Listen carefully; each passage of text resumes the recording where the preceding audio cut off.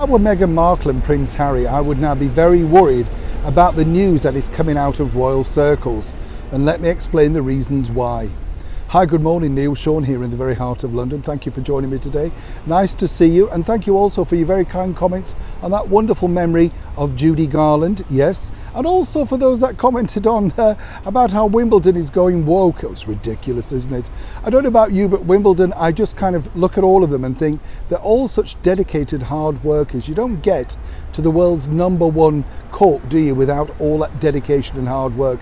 Why do we want to eradicate the term Miss, Mrs, whatever, Mr? It's what we are, it's what we stand for. I just think this woke nonsense is really damaging a lot of brands and will put people off spending money.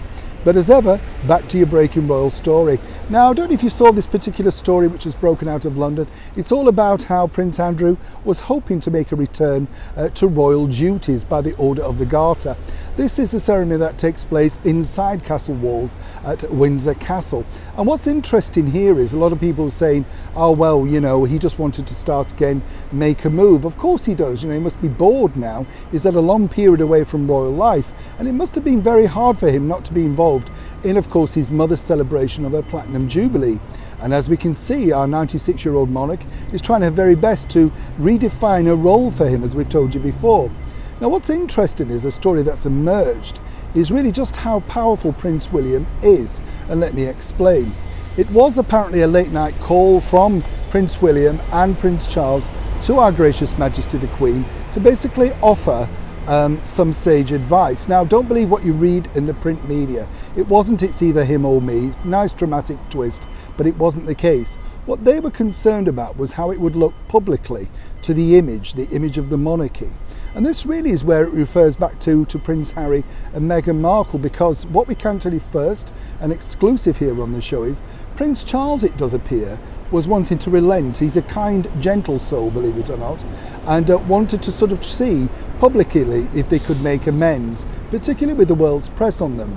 But according to a very good source, and as ever we have to say allegedly, it was Prince William that really wanted to relent on this, because he truly believes that if you do any damage to the monarchy, then you simply shouldn't be involved in the monarchy.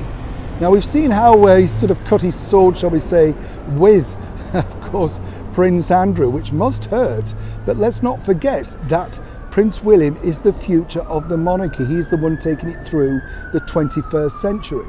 So the problem really now for Harry and Meghan moving forward is, if they felt that by the time King Charles comes around and they feel that they could ease their way back into a semi-permanent royal life, then truly they have to think again, because according to that good source, Prince William is not a man that is easily forgiven or forgetting.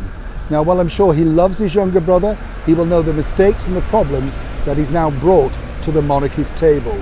And as I say, he now looks like he makes all the big decisions. So for Harry and Meghan's return in that grand parade of wandering down, sashaying through St. Paul's looking divine, that wasn't enough to sway the thoughts or mind of the future King of England after Charles, Prince William. Trust me, this is the future for Harry and Meghan. Neil Sean in the very heart of London.